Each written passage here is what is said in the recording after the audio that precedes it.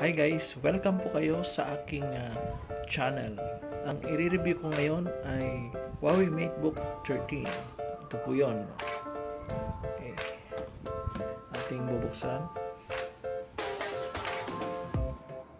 Yun. Ito yung Huawei Matebook 13 2020. Yung version po na nakuha ko is i5 10th Gen. Kasi meron pong i7 10th Gen which is mas mahal po siya. Yung price po niya mga papatak po ng 70,000. Ito po ay 65,990. Mas mura po ito pero mabilis pa rin siya. Bakit? Kasi meron po siyang RAM na 16GB. Malaki yung RAM niya. At hindi na po siya na-expand kasi naka-soldered na po ito. Naka-solder na po. Kaya po sa cellphone na hindi po na-expand yung kanyang RAM pati yung kanyang solid state drive. Hindi rin po na-expand. Ang solid state drive po niya ay 512 PCIe NVMe SSD 512GB. Pero okay na po yun yung ganong kalaki. Ngayon tingnan po natin ito, laptop na ito, no?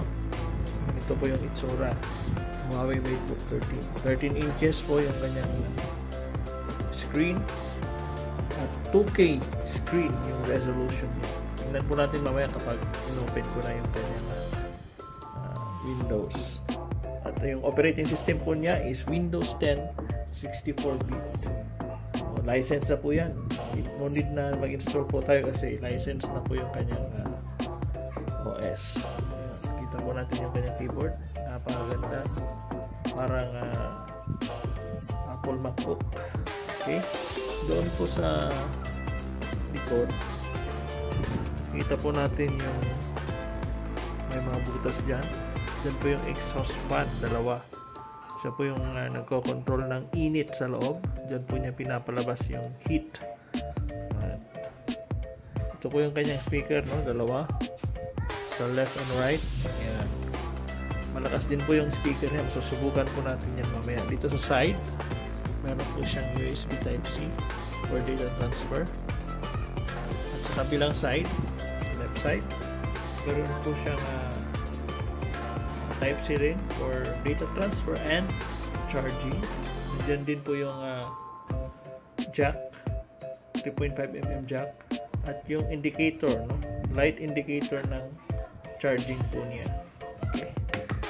Sige, subukan po natin na buksan itong Huawei Matebook 13. Ayan. Okay, tingnan natin kung mabilis. Si SSD na po ito.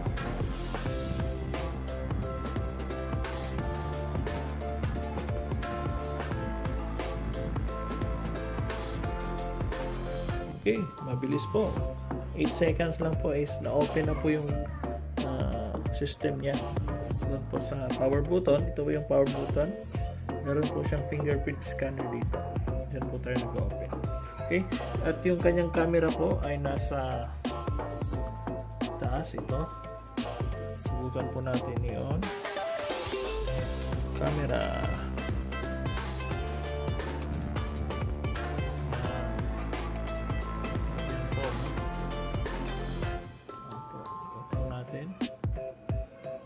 Maganda po yung placement ng camera kasi yung ibang version ng Huawei, halimbawa yung Matebook D14 and D15, yung camera po niya ay nasa baba dito.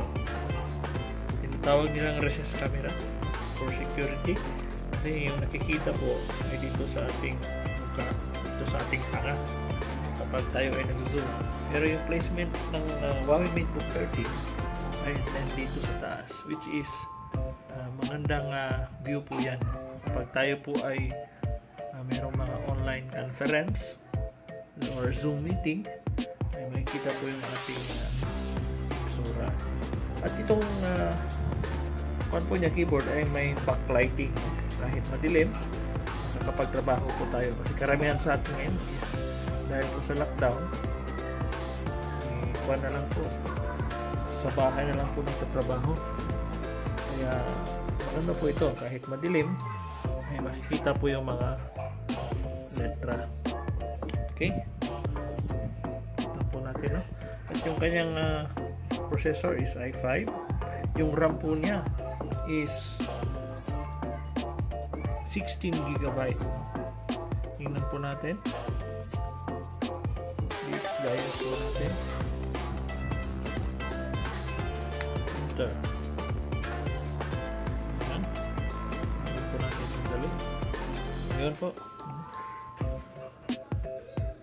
16 GB of RAM. At yung display po niya, meron po siyang GeForce MX 250, 10 GB plus yung shared memory na 8 GB. Total na po yun pala, total na po yung 10 GB. Bali yung display memory niya na 2 GB plus shared memory na 8 GB, 10 GB po siya. Mabilis na po yan, magandang pang game, no? Games, no? Mabilis po siya. Okay, at nakita po natin ngayon yung screen, yung sinasabi ko kanina, talagang napakaganda. Bezel-less, mga liit yung bezel, thin bezel. Itong mga modern na computers ngayon, napakaganda, mga latest flagship laptop ngayon. Ang bilis pa mag-boot up kasi solid state na, PCIe NVMe SSD. Parang sa cellphone lang kapag nag-boot up, napakabilis. 8 seconds nandun ka na sa screen, no? Sa kwan niya, sa system. Okay, at madali lang pong dalhin ito, kaibigan, kasi magana po siya. 1.3 kilograms. Hindi po natin mapapansin kapag nilalagay po natin sa ating bag, pagkat magaan lang po siya. At ang isa pa po, yun, ay touchscreen din po siya, no? Yun. Yun, pag nag-open po tayo ng applications, halimbawa Word, bilis lang po, no? Hindi kagaya ng mga lumang computers na gumagamit pa ng hard drive. Habang tumatagal, bagal mag-load ng tabs. Kaya ito, less hassle na po kasi mabilis. At yung battery po niya ay tumatagal po ng ilang oras din, no? Kapag office work lang, tumatagal po sa akin mga 7 hours. 7 hours. Yung Zoom meeting, kapag nag-Zoom po ako, is 4 to 5 hours yung battery po. At mabilis naman po mag-charge yung battery niya kapag sinaksak po natin doon sa kanyang adapter. Okay? Kaya kung nagandahan po kayo sa aking video, simpleng video, i-share and like lang po ng video ito. Salamat po.